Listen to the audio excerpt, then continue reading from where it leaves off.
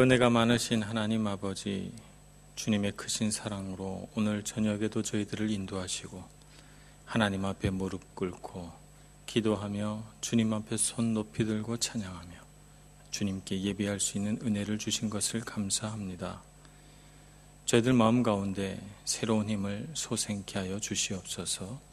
하나님을 아는 소망과 기쁨이 넘치게 하여 주시옵시고, 우리 안에 가졌던 세상적인 모든 가치들을 십자가 앞에 내려놓고 주님이 우리 모든 것이라고 고백할 수 있는 이 시간 되게 하여 주시옵소서. 예수님의 이름으로 기도합니다. 아멘. 오늘 주신 하나님 말씀은 열왕기상 16장 21절에서 17장 7절까지 말씀입니다. 구약성경 545쪽 열왕기상 16장 21절 말씀부터 17장 7절까지 봉독하겠습니다. 그때 이스라엘 백성이 둘로 나뉘어 그 절반은 기낫의 아들 디브나를 따라 그를 왕으로 삼으려 하고 그 절반은 오므리를 따랐더니 오므리를 따른 백성이 기낫의 아들 디브니를 따른 백성을 이긴지라 디브니가 죽음에 오므리가 왕이 되니라.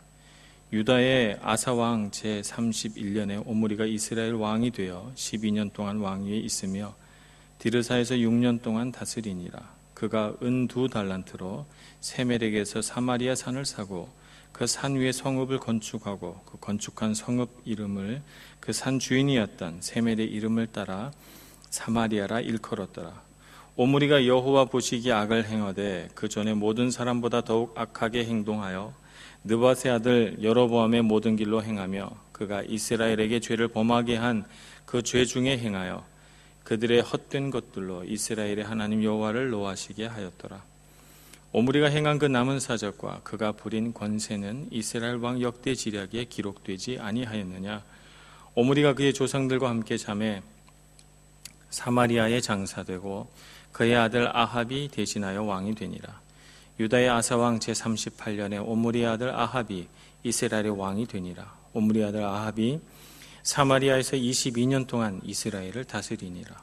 오므리의 아들 아합이 그의 이전의 모든 사람보다 여호와 보시기에 악을 더욱 행하여 느밧의 아들 여로보암의 죄를 따라 행하는 것을 오히려 가볍게 여기며 시돈 사람의 왕 엣바알의 딸 이세벨을 아내로 삼고 가서 바알을 섬겨 예배하고 사마리아에 건축한 바알의 신전 안에 바알을 위하여 제단을 쌓으며 또 아세라상을 만들었으니 그는 그 이전에 이스라엘의 모든 왕보다 심히 이스라엘의 하나님 여호와를 노하시게 하였더라. 그 시대에 베델 사람 히엘이 여리고를 건축하였는데 그가 그 터를 쌓을 때에 맏아들 아비람을 잃었고 그 성문을 세울 때에 막내 아들 수굽을 잃었으니 여호와께서 눈의 아들 여호수아를 통하여 하신 말씀과 같이 되었더라. 길르앗에 우고하는 자 중에 디셉 사람 엘리야가 아합에게 말하되 내가 섬기는 이스라엘의 하나님 여호와께서 살아계심을 두고 맹세하노니 내 말이 없으면 수년 동안 비도 이슬도 내리지 있지 아니하리라 하니라. 여호와의 말씀이 엘리야에게 임하여 이르시되 너는 여기서 떠나 동쪽으로 가서 요단 앞 그리 시냇가에 숨고 그 시냇물을 마시라. 내가 까마귀들에게 명령하여 거기서 너를 먹이게 하리라. 그가 여호와의 말씀과 같이 하여 곧 가서 요단 앞 그리 시냇가에 머물매 까마귀들의 아침에도 떡과 고기를 저녁에도 떡과 고기를 가져왔고 그가 시냇물을 마셨으나 땅에 비가 내리지 아니하므로 얼마 후에 그 시내가 마르니라. 아멘. 바하사 왕조가 처음으로 모반을 계획해서 왕을 암살하고 바하사 왕조를 이제 창시하게 됩니다. 그런데 이 암살을 통해서 그가 왕이 됐기 때문에 그 왕위가 길지 못했어요. 아들 엘라가 아버지 바하사의 뒤를 이어 왕이 됐지만 아마 강력한 통치 권한을 행사하지 못했던 듯합니다. 엘라의 때에 와서 다시 암살이 일어나게 되는데요. 시므리라고 하는 사람이 반역을 일으켜 7일 동안 이스라엘에서 왕노릇하게 됩니다.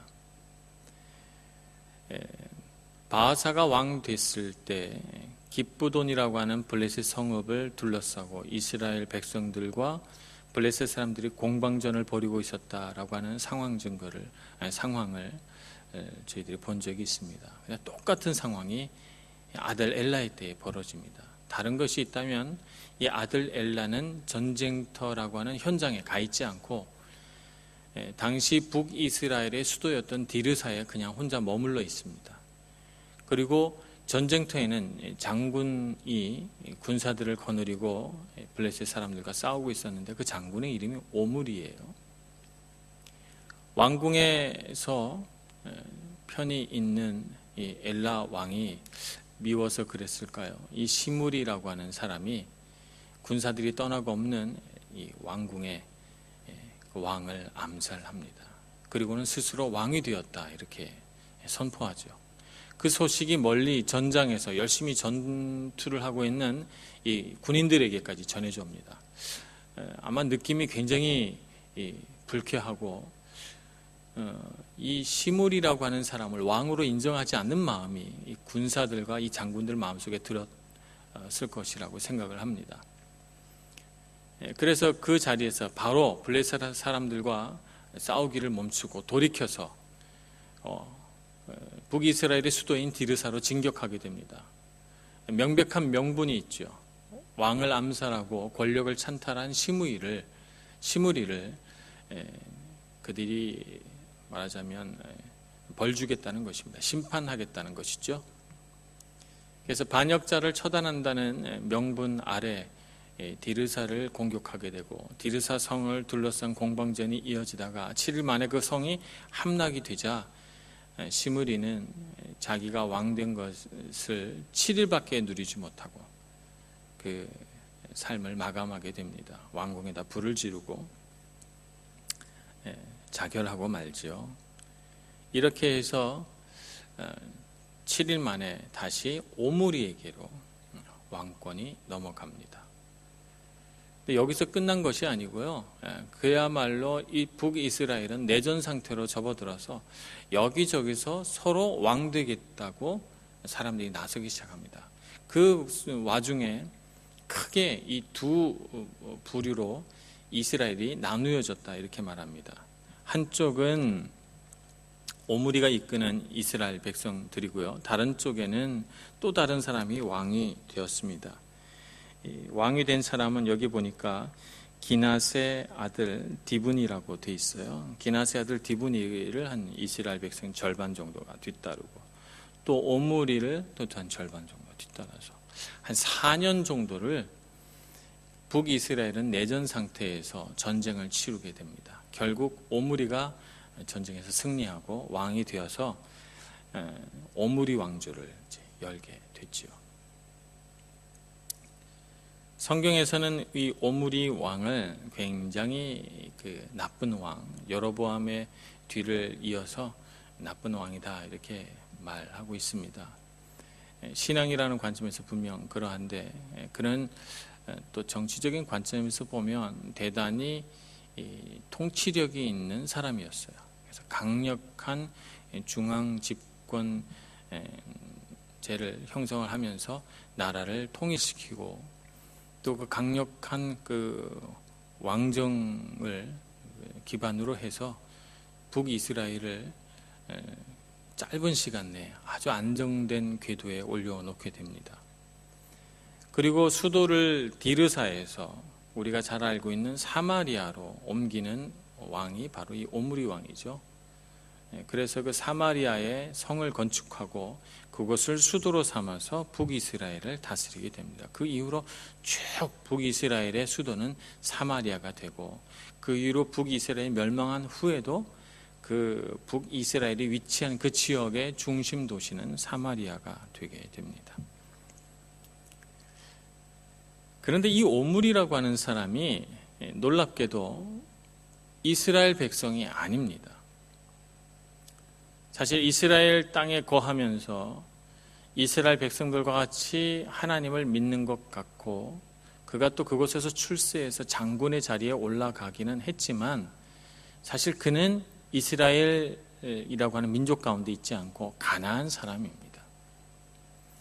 그러다 보니 그가 왕이 되고 나서는 가나안 사람의 특유의 그 우상 숭배가 그의 왕권 내내 그대로 적나라하게 드러나게 되는데, 그래서 성경에 나와 있는 것과 같이 여로보암의 모든 길로 행해서 정말 하나님이 노할 정도까지 우상 숭배를 심하게 하게 됩니다.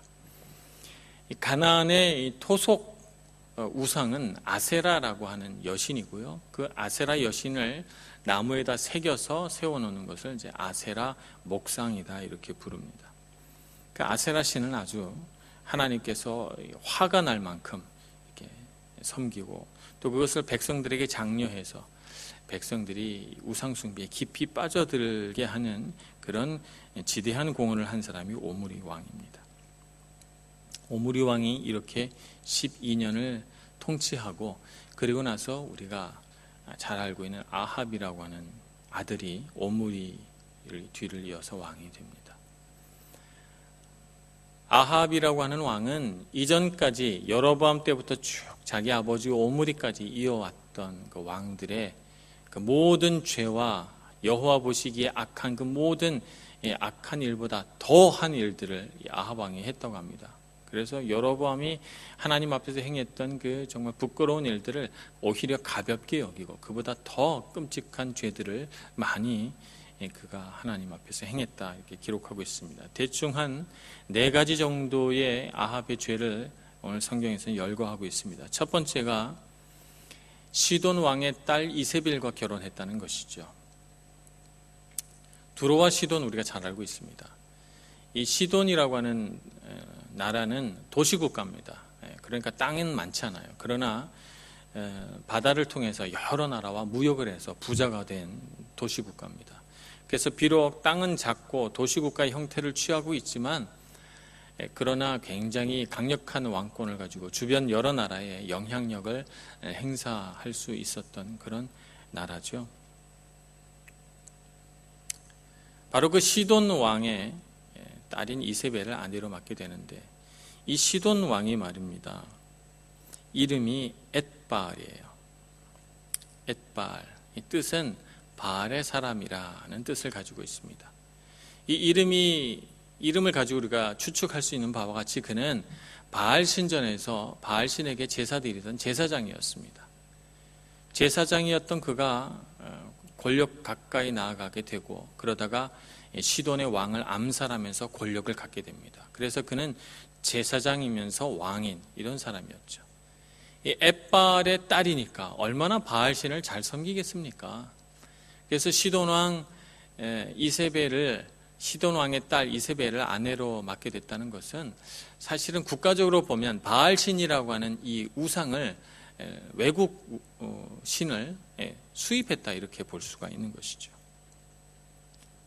그래서 바알신을 수입해서, 물론 기존의 가나안 땅에서 가나안 사람들이 섬기던 아세라라고 하는 여신이 있었지만, 그 바알신을 또 수입을 해가지고 바알신을 섬기는 이 우상 숭배가 아주 그 땅 가운데 번창했다고 하는 것이죠. 그래서 바알 신전을 사마리아에 떡하니 건축합니다. 하나님께 예배하는 그 예배 초소나 혹은 성전을 건축한 것이 아니고 바알 신전을 새로 세운 사마리아 북이스라엘 수도에다가 떡하니 건축을 합니다. 거기서 그치지 않고 이 아합 왕은 바알 신전에 나아가서 바알 신에게 예배를 드리기까지 합니다. 제단을 쌓았다고 하니까 더 말할 나위가 없죠. 정말 하나님이 보시고 정말 노하시고 정말 구역질이 날 정도로 역겨워하실 그런 일들을 이 아합 왕은 서슴지 않고 행했던 것입니다. 그러면 아세라 신 섬기는 것은 그만뒀는가? 그렇지 않습니다. 아세라 목상도 세웠습니다. 가나안의 전통적인 우상인데요, 이 신화에 따르면 바알 신의 어머니가 아세라라고 합니다. 사실 이스라엘 백성들이 가나안 땅에 정착하면서부터 거의 정착함과 동시에 이 아세라 신을 섬기기 시작합니다. 가나안 사람들이 섬기던 아세라 신을 보고 그들 마음에 광야에서 그렇게 오랜 세월 40년 가까이 훈련받고 단련됐던 그들이 순식간에 아세라 신을 받아들여서 하나님을 섬기는 모습을 보면서 하나님이 탄식하는 부분이 사사기에 나와 있습니다. 그래서 그동안 쭉 이스라엘 백성들은 아세라 신을 섬겨왔던 거예요. 그런데 이처럼 아세라 신을 섬기는 것이 융성했던 적이 없었어요. 바알 신도 섬기고 아세라 신도 섬기기 시작한 것입니다. 그리고 마지막 죄는 여리고 성을 건축했다는 것입니다. 여호수아 6장 26절에 따르면 여호수아는 이 여리고 성을 건축하지 말라라고 하면서 이런 저주를 그 여리고 성을 향해서 하게 됩니다. 여호수아 6장 26절 말씀입니다. 여호수아가 그때에 맹세하게 하여 이르되 누구든지 일어나서 이 여리고 성을 건축하는 자는 여호와 앞에서 저주를 받을 것이라. 그 기초를 쌓을 때에 그의 맏아들을 잃을 것이요 그 문을 세울 때에 그의 막내 아들을 잃으리라 하였더라고 했는데 오늘 그 예언이 응하게 됩니다. 베델 사람 히엘이 여리고를 건축하였는데 그가 그 터를 쌓을 때에 맏아들 아비람을 잃었고 그 성문을 세울 때에 막내 아들 수굽을 잃었으니 여호와께서 눈의 아들 여호수아를 통하여 하신 말씀과 같이 되었더라라고 기록하고 있습니다. 여리고라고 하는 성의 성읍을 쌓는 일을 왜 하나님께서 기뻐하지 않으시고 또 여호수아는 그것을 금하도록 저주를 그 성을 향해서 했을까요? 사실 여리고라고 하는 위치는 요단강을 건너서 가나안 땅으로 들어오는 그 관문에 있었기 때문에 사막 족속, 모압이나 암몬 족속들을 막을 수 있는 아주 가장 좋은 위치에 여리고라고 하는 성읍이 있습니다. 거기에서 성벽을 쌓으면 외적을 막을 수 있으니 얼마나 좋겠습니까? 그런데 거기에 성읍을 쌓지 말라고 했습니다. 왜 그랬을까요? 이 여리고성은 출애굽한 이스라엘 백성들을 인도하셔서 가나안 땅에 들어오게 하신 역사적인 증거입니다. 그래서 하나님이 어떻게 우리 민족을 인도하셨고 오늘 이 가나안 땅에 머무르게 하셨나라고 하는 것을 정말 오늘날 박물관에 가서 역사를 가르치듯이 아이들에게 그 살아계신 하나님의 역사를 가르칠 수 있는 현장 증거가 여리고예요. 파괴된 여리고성을 보여주면서 자 보아라, 우리가 여기서 칼 하나 쓰지 않고 창 하나 던지지 않고 하나님 앞에서 말씀대로 이 성을 돌고 돌아 이 성을 깨트리고 가나안 땅에 들어왔다. 살아계신 하나님, 인도하시는 하나님에 대한 역사적인 증거요, 삶의 체험이 담겨져 있는 곳이 여리고이기 때문에 그 성읍을 다시 건축하지 말라는 것이죠. 아무리 모압과 암몬 족속으로 인해서 괴롭고 힘들어도 그 터를 바라보면서 지금도 여전히 우리를 보호하시고 우리를 위해 싸우시고 우리를 인도해 가실 하나님을 고백할 수 있도록 그 여리고를 그대로 무너진 채로 놔두라는 것입니다. 그것이 여호수아의 생각이고 그것이 믿음이죠. 근데 아합 왕은 그런 하나님의 인도하심을 인정하지 않고 그것을 가르치기를 원하지 않습니다. 그는 그냥 보는 것이죠. 모압과 암몬 족속을 막기 위한 가장 좋은 장소 여리고, 그러니 성을 쌓아라. 그래서 거기에 성을 쌓는 사람에게 저주가 부어집니다. 이와 같이 4가지 정도의 죄가 아합 왕의 죄라고 말할 수 있습니다. 아버지 오므리도 하나님 앞에 참 죄를 많이 지었는데, 그래서 하나님의 그 노하심을 일으켜냈는데, 아합은 아버지 오므리보다 더한 일들을 해서 하나님께서 굉장히 심히 노하셨다고 했습니다. 이스라엘 백성들이 우상 숭배하고 하나님을 떠나 사는 데 있어서 어쩌면 정점으로 올라가는 바로 그 부분이 아닐까 싶어요. 어찌 이다지도 하나님의 백성이 타락할 수 있는가?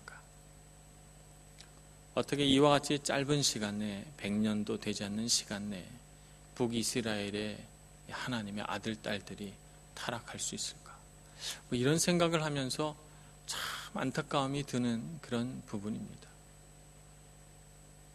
우리 삶 가운데 정말 신앙의 순수성, 믿음의 그 순전한 그 믿음을 지키는 그런 마음, 이것을 우리가 내 대해서 또 내 아들 대해서 그 아들의 아들 대해서 계속 유지시켜 나가는 것이 얼마나 우리에게 필요하고 소중한 일인가 하는 것을 다시 한번 깨닫게 됩니다.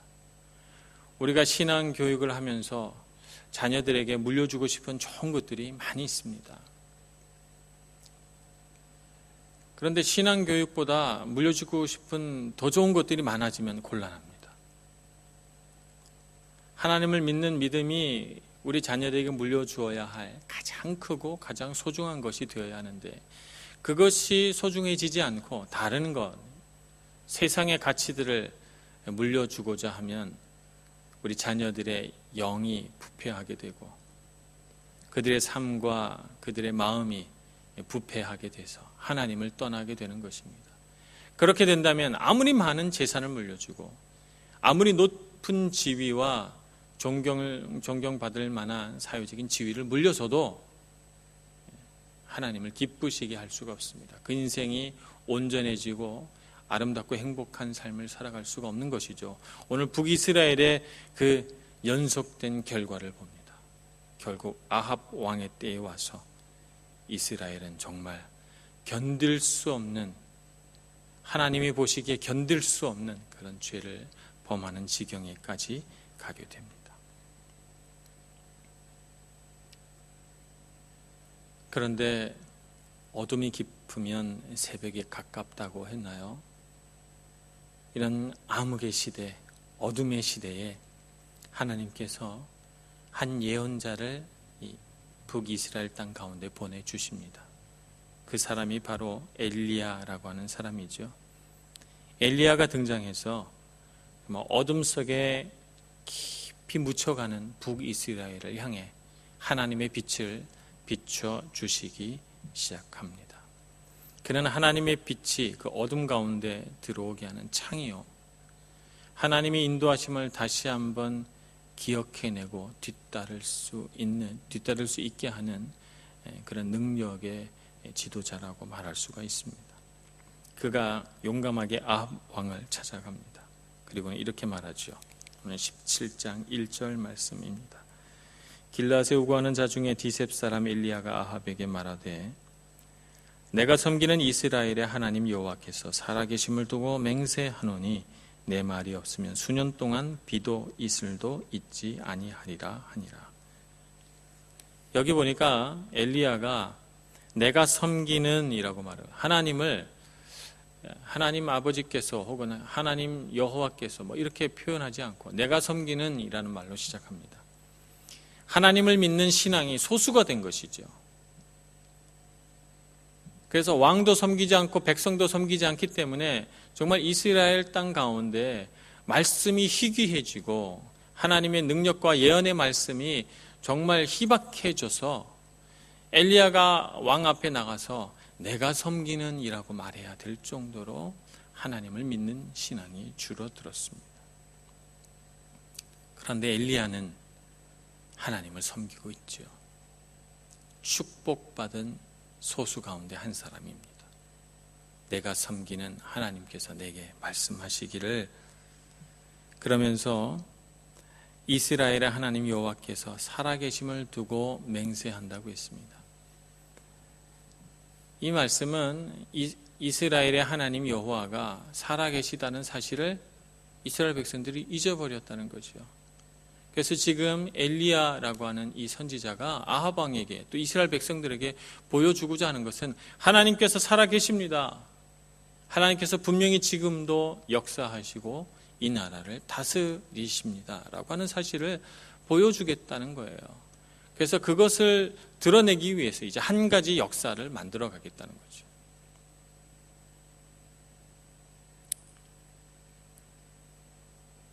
하나님께서 살아계시다는 사실을 모르고 잊고 느끼지 못하고 살아가면 우리는 언제든지 우상 숭배에 빠질 수 있습니다. 엘리야는 그 사실을 이제 아합 왕과 온 이스라엘 백성들에게 피부로 느낄 수 있도록 역사를 만들어 가려고 합니다. 그것이 바로 비와 이슬을 그치는 것입니다. 바알 신화에 따르면 이 바알 신이라고 하는 이 신은 죽음의 신인 못과 대결을 했다고 합니다.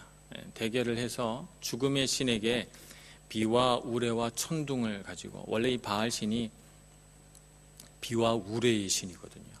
그래서 그걸 가지고 지하 세계로 내려가서 못과 싸우다가 그만 사로잡혀서 지하 감옥에 갇히고 맙니다. 그러니까 당연히 비가 안 오죠. 그때가 바알 신이 갇힌 때, 그래서 가뭄이 든 때라고 봤습니다. 바알 신의 아내이자 또 여동생인 또 신이 있습니다. 이 신의 이름이 아낫이라고 하는데, 이 아낫이라고 하는 여신이 지하 세계로 내려가서 못이라고 하는 죽음의 신을 죽이고 바알 신을 구출해 옵니다. 그러면 다시 이 지상에 비가 내립니다. 비가 내리고 풍년이 든다, 이렇게 봤습니다. 가뭄이 들면 못 신에게 바알 신이 잡혀갔구나. 비가 내리고 풍년이 들면 이제 바알 신이 풀려났구나. 이렇게 백성들이 생각했다는 것이죠. 그런데 바로 이 바알 신화, 바알 신에 대하여 정면으로 도전장을 낸 것이죠. 비가 내리고 내리지 않고는 바알 신이 주관하는 것이 아니다. 그래서 비가 내려서 풍년이 들고 하는 것은 하나님의 은혜지 바알 신이 주는 것이 아니다라고 하는 것을 드러내기 위하여 하나님 앞에 하나님께서 분명하게 말씀하시기 전까지는 비가 내리지 않게 하겠다고 엘리야가 말하고 있는 것입니다. 하나님의 주권 아래 있다는 것입니다. 비와 우레, 풍요와 부요함, 세상의 성공과 성취, 왕권과 그 모든 다스림은 하나님 손에 있다는 것이죠. 하나님은 이것을 백성들에게 가르치기 위하여 수년이 걸리는 긴 싸움을 하기로 결심하시고, 또 그 싸움을 해나가기 위해 선지자 엘리야를 그리시네가에서 훈련시키기 시작합니다. 까마귀로 하나님께서 먹이시고 또 하나님께서 또 마시우게 하고, 그러면서 그가 담대한 하나님의 사람이 되도록 훈련시켜 나가기 시작합니다. 오늘 우리도 이 세상을 바라봅니다.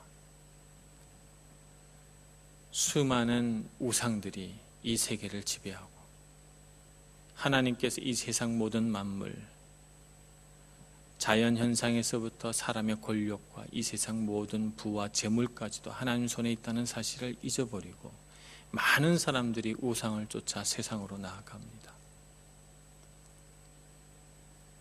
모든 것은 주님의 손에 있습니다. 우리가 우상 숭배에 빠져 또 다른 가뭄을 경험하기 전에 모든 것이 주님 손에 있음을 기억하고 주님의 인도하심을 바라고 그분을 붙들고 그분을 경배하는 저희들 모두가 되기를 소망합니다.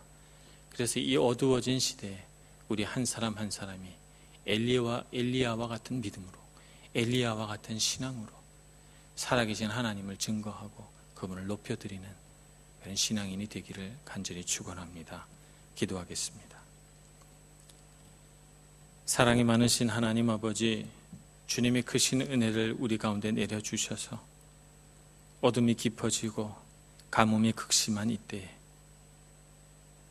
우리 모두가 엘리야와 같은 심령으로, 엘리야와 같은 믿음으로 하나님을 바라보게 해주시고 모든 것이 주님의 손에 있음을 깨닫고 고백하면서 이 땅 가운데 하나님의 통치하심과 다스리심을 펼쳐낼 수 있는, 보여줄 수 있는 저희들 모두가 되도록 인도하여 주시옵소서. 예수님의 이름으로 기도합니다. 아멘.